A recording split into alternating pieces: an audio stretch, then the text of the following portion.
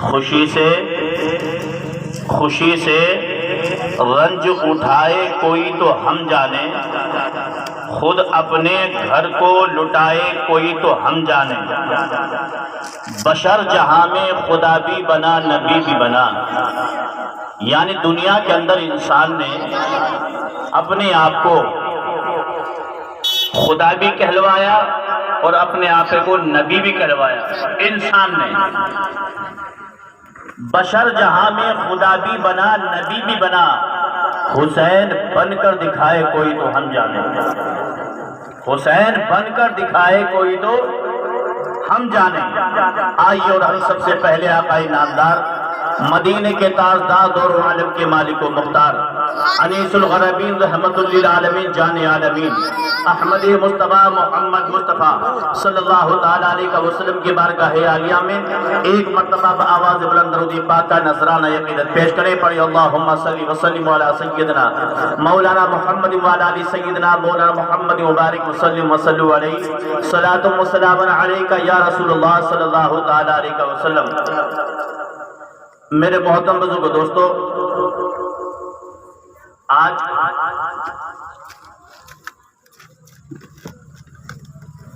6 محرم الحرام کا مہینہ، یہ 6 محرم الحرام جو ہے شروع ہو چکا ہے، اور ہمارے ذہن کے اندر یہ خیال تھا کہ ہم انشاءاللہ الرحمن یہاں پر ذکر امام حسین کی محفل منعقد کریں، ورنہ اکثر پیشتر میں بامبے پروگرام کرنے کے لیے جاتا ہوں،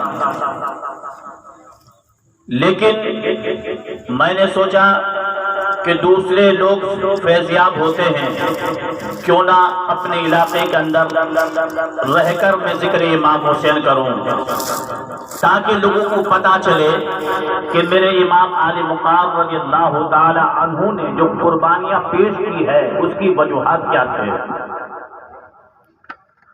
چونکہ اکثر پیشتر ہم یہ دیکھتے ہیں یہاں پر مرثیہ خوانی گھروں میں کی جاتی ہے، شہادت نامے جو اشعار کی شکل میں ہوتے ہیں وہ گھروں میں پڑھے جاتے ہیں، اس سے کوئی چیز حاصل نہیں ہوتی، لیکن اگر معتبر کتابوں سے واقعات کربلا کو اگر آپ پڑھیں گے تو قسم خدا کی دل بھی منور ہوتا چلا جائے گا اور آنکھوں سے ٹپ ٹپ آنسو گرتے ہوئے چلے جائیں گے۔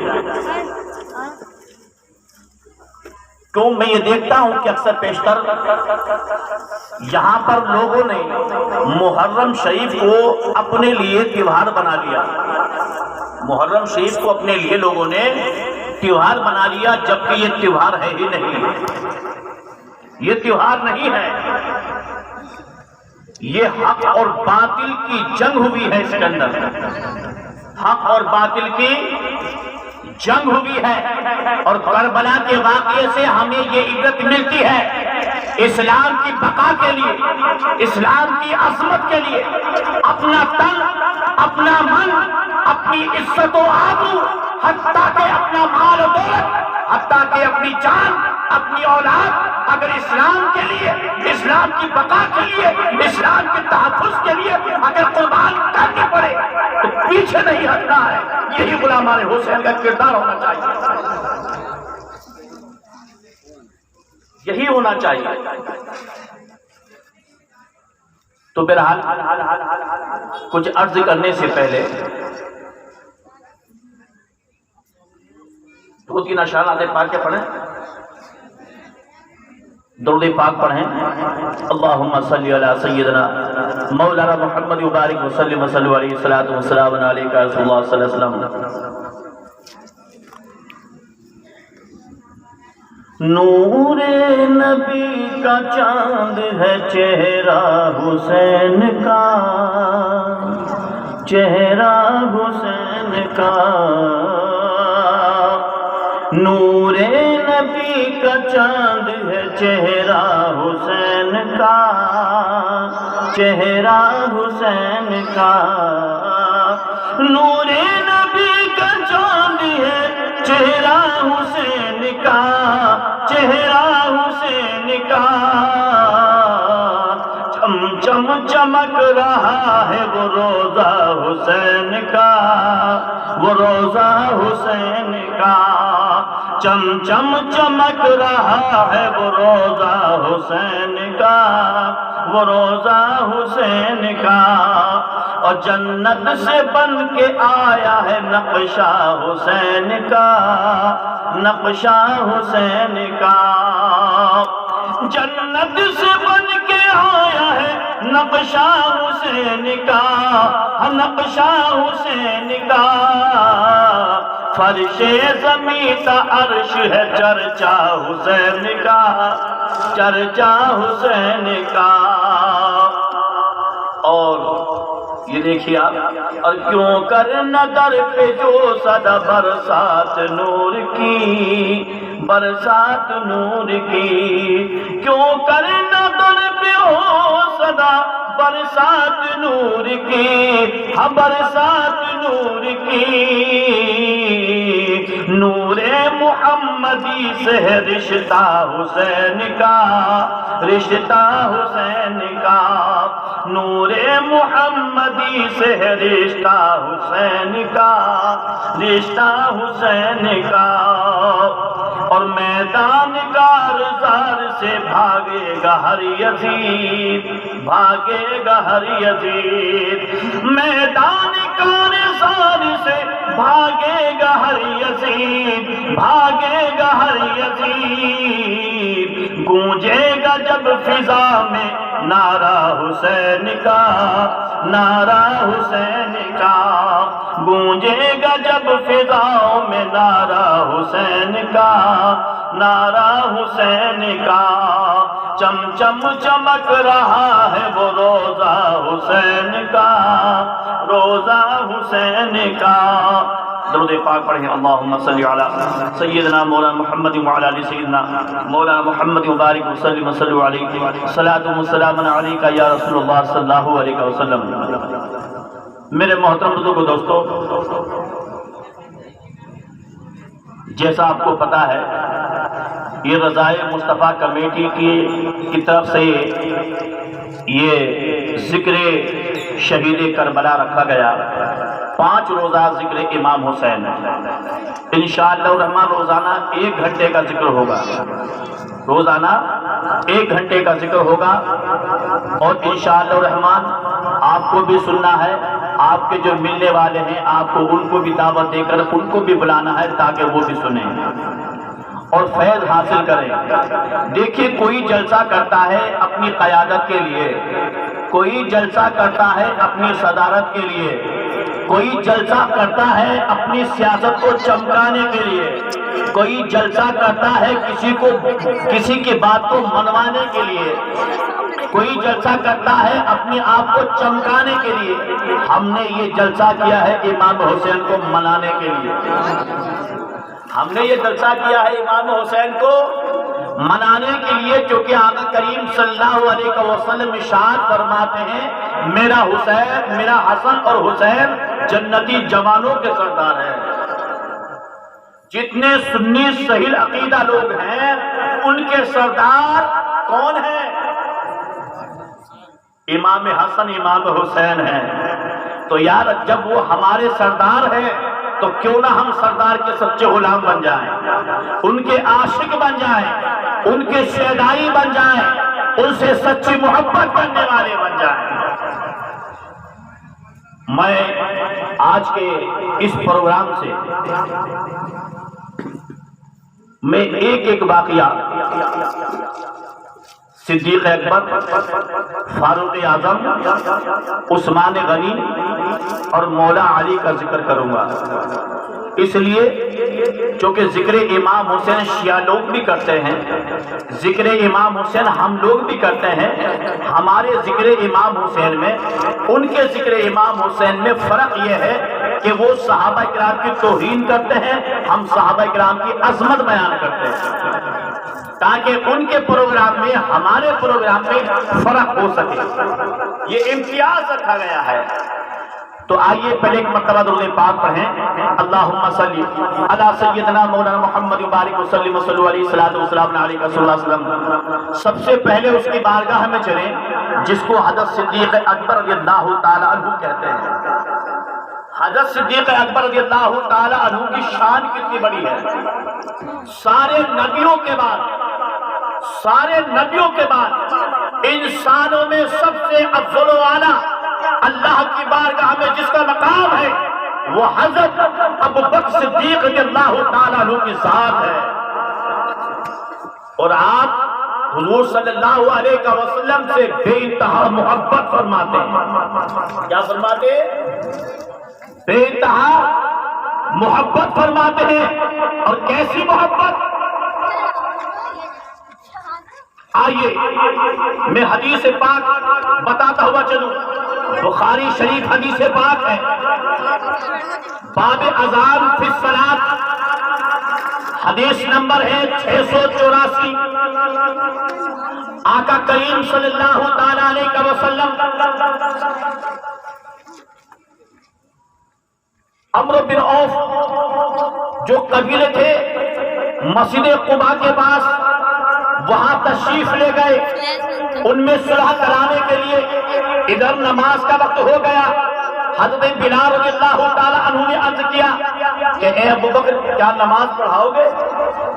آپ نے فرمایا کہ ہاں نماز پڑھاؤں گا۔ تو حضرت صدیق اکبر رضی اللہ تعالی عنہ مصلی پر پہنچے۔ غور کرنے والی بات ہے، کون پہنچے؟ آپ مصلی پر پہنچے، صحابہ کرام کھڑے ہیں، نماز قائم ہے، نماز قائم ہے، نماز ہو رہی ہے۔ مصلی پر کون ہے؟ حضرت صدیق اکبر رضی اللہ تعالیٰ عنہ۔ پیچھے کون کھڑے ہیں؟ صحابی رسول۔ نماز ہو رہی ہے، اسی دوران میں آقا کریم صلی اللہ علیہ وسلم تشریف لاتے ہیں۔ نماز ہو رہی ہے، آقا تشریف لاتے ہیں، آقا کریم صلی اللہ علیہ وسلم تشریف لاتے ہیں تو آپ صلی اللہ علیہ وسلم صفوں کو درہم برہم کرتے ہوئے، چیرتے ہوئے آگے پہنچے۔ کون پہنچے؟ بولو، زور سے بولو۔ حضور صلی اللہ علیہ وسلم صفوں کو چیرتے ہوئے کہاں پہنچے؟ آگے پہنچے، یعنی امام سے پیچھے، مقتدیوں کے آگے پہنچے۔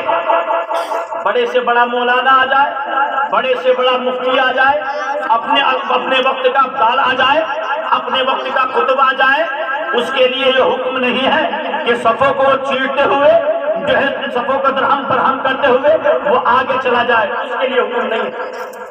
لیکن آقا کریم صلی اللہ علیہ وسلم صفوں کو درہم برہم کرتے ہوئے آپ آگے تشریف لے گئے۔ اب صحابہ کرام عین حالت نماز میں حضور صلی اللہ علیہ وسلم کو دیکھ رہے ہیں۔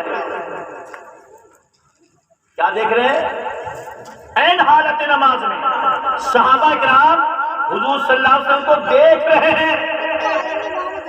کیا کسی کو حکم ہے کہ وہ نماز کی جب نیت باندھے اور نیت باندھ کے کھڑا ہو تو کیا اس کو حکم یہ نہیں ہے کہ جس جگہ پر اس کو سجدہ کرنا ہے اس جگہ پر وہ دیکھے؟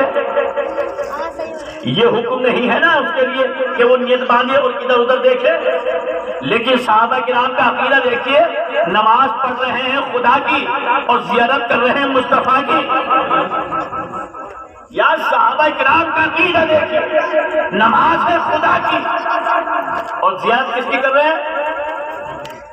مصطفیٰ کی۔ اب حضرت صدیق اکبر رضی اللہ تعالیٰ نے نماز پڑھا رہے ہیں، ادھر ادھر توجہ نہیں۔ اب حدیث پاک میں آگے سنیے، صحابہ کرام نے اپنا ایک ہاتھ دوسرے ہاتھ پر مارا۔ عین حالت نماز میں صحابہ رسول نے ایک ہاتھ کو دوسرے ہاتھ پر مارا۔ اس کا مطلب یہ تھا کہ اے ابوبکر تم پیچھے مڑ کر دیکھ لو کہ آقا تشریف لے آئے ہیں۔ کیا کسی کو حکم ہے عین حالت نماز میں وہ اس طریقے سے کر دے؟ لیکن عین حالت نماز میں صحابہ کرام کر رہے ہیں، اور کس کے لیے کر رہے ہیں؟ کہ آقا تشریف لے آئے ہیں۔ ابوبکر آقا تشریف لے آئے ہیں، ان کی توجہ ادھر کھینچنے کے لیے. اب سنیے حدیث پاک. پھر کیا ہوا؟ پھر اس کے بعد میں حضرت ابوبکر صدیق رضی اللہ تعالی عنہ نے آقا کو مڑ کے دیکھا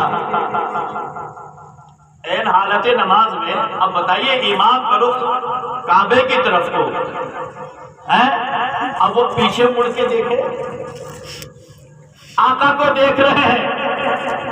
کون ہے؟ حضرت صدیق اکبر رضی اللہ تعالیٰ عنہ. پیچھے مڑ کے دیکھا آقا کو, آقا کریم صلی اللہ علیہ وسلم کو دیکھا تو پیچھے ہٹنے لگے. عین حالت نماز میں پیچھے ہٹنے لگے. میرے آقا کریم صلی اللہ علیہ وسلم نے ارشاد فرمایا, اے ابوبکر نماز کو مکمل کراؤ, یعنی ہٹو نہیں, نماز پڑھاؤ. لیکن آپ پیچھے ہٹ گئے. پیچھے ہٹے, آقا کریم صلی اللہ علیہ وسلم آگے پہنچے, نماز پوری آپ نے کرائی. یعنی جہاں سے صدیق اکبر رضی اللہ تعالیٰ عنہ ہٹے ہیں وہاں سے مکمل نماز حضور صلی اللہ علیہ وسلم نے کرائی. کسی صحابہ رسول کی نماز نہیں ٹوٹی, کسی صحابی رسول کی نماز نہیں ٹوٹی. میں سوچ میں پڑ گیا, اے صدیق اکبر رضی اللہ تعالیٰ عنہ, نماز کی حالت میں قبلے کی طرف کو منہ کرنا ضروری ہے, فرض ہے, فرض ہے.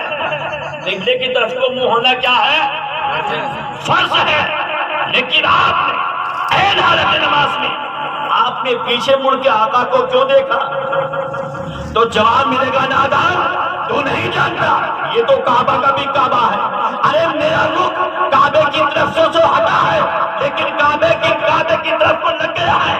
اس لیے تو بریلی کے تاجدار امام اس کو محبت اعلیٰ حضرت فرماتے ہیں, حاجیو آؤ شہنشاہ کا روزہ دیکھو, کعبہ تو دیکھ چکے, اب کعبے کا کعبہ دیکھو. غور سے سن تو رضا, کعبے سے آتی ہے صدا, میری آنکھوں سے میرے پیارے کا روزہ دیکھو.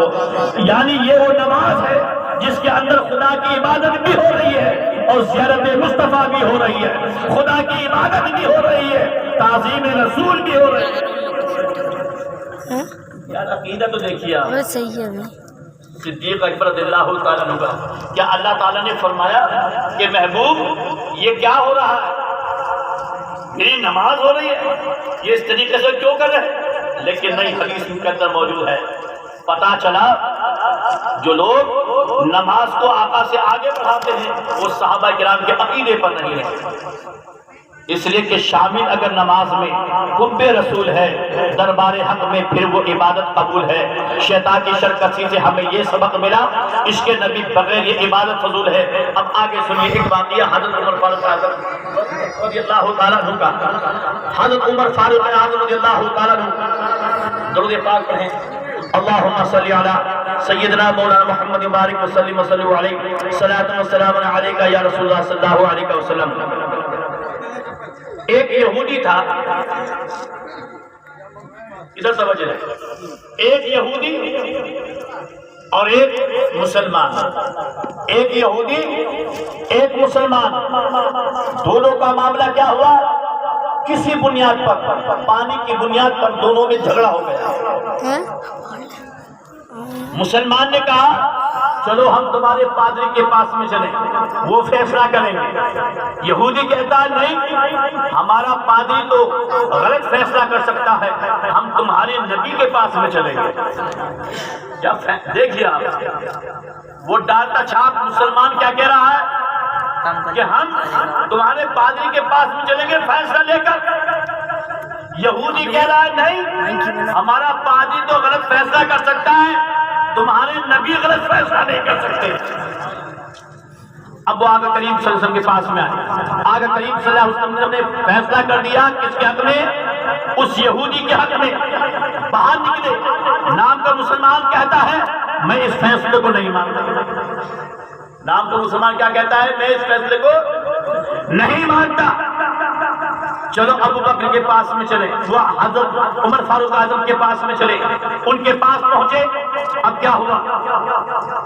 یہودی نے کہا کہ اے عمر ابھی ہم تمہارے نبی کے پاس میں سے آ رہے ہیں, تمہارے نبی نے فیصلہ میرے حق میں دیا ہے, پر یہ مسلمان ماننے کو تیار نہیں اپنے نبی کا فیصلہ. یہ کیسا مسلمان؟ آپ نے فرمایا ٹھہرو. اندر گئے, تلوار لے کر کے آئے, تلوار کا وار کیا, وہ نقلی مسلمان کی گردن اڑا دی.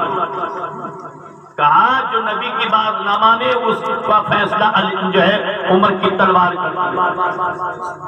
منافقوں نے مدینہ شریف میں جو ہے ڈھنڈورا پیٹ دیا. انہوں نے کہا کہ دیکھو اب یہ مسلمانوں کو بھی مار رہے ہیں, یعنی اتنے ظالم ہو گئے, ایسے ہو گئے کہ اب یہ مسلمانوں کو بھی مار رہے ہیں. میرے آقا کریم صلی اللہ علیہ وسلم کے پاس میں یہ بات پہنچی. آقا کریم صلی اللہ علیہ وسلم نے عمر فاروق اعظم کو بلایا. آپ نے فرمایا یا رسول اللہ صلی اللہ علیہ وسلم, وہ شخص مسلمان ہو ہی نہیں سکتا جو آپ کی بات کو تسلیم نہ کر لے, جو آپ کی بات نہ مانے وہ مسلمان نہیں ہو سکتا. کیا ہوا؟ اسی دوران میں حضرت جبرائیل علیہ السلام تشریف لاتے ہیں. جو عمر فاروق اعظم رضی اللہ تعالیٰ عنہ کہہ رہے تھے وہی آیت کریمہ نازل ہوتی ہے. فلا وربک لا یؤمنون حتی یحکموک فیما شجر بینہم ثم لا یجدوا فی انفسہم حرجا مما قضیت ویسلموا تسلیما. محبوب ہمیں تمہارے رب کی قسم, وہ شخص مومن نہیں ہو سکتا جو اپنے ہر معاملے کے اندر تمہاری بات کو تسلیم نہ کرے. میرے بھائی اب ذرا غور تو کریں, ہم اپنے نبی کی بات کو کتنا مانتے ہیں, کتنا مان رہے ہیں؟ حقیقت یہ ہے کہ اگر آج ہم اپنے نبی کی بات کو مانتے ہوتے نا تو قسم خدا کی آج مسلمان دنیا کے اندر رسوا نہیں ہوتا. آج مسلمان جو رسوا ہے اس کی سب سے بڑی وجوہات یہی ہے کہ حقیقت یہ ہے کہ ہم نے اپنے آقا کریم صلی اللہ علیہ وسلم کی بات کو نہیں مانا. میرے آقا کریم صلی اللہ علیہ وسلم کیا ارشاد فرماتے ہیں؟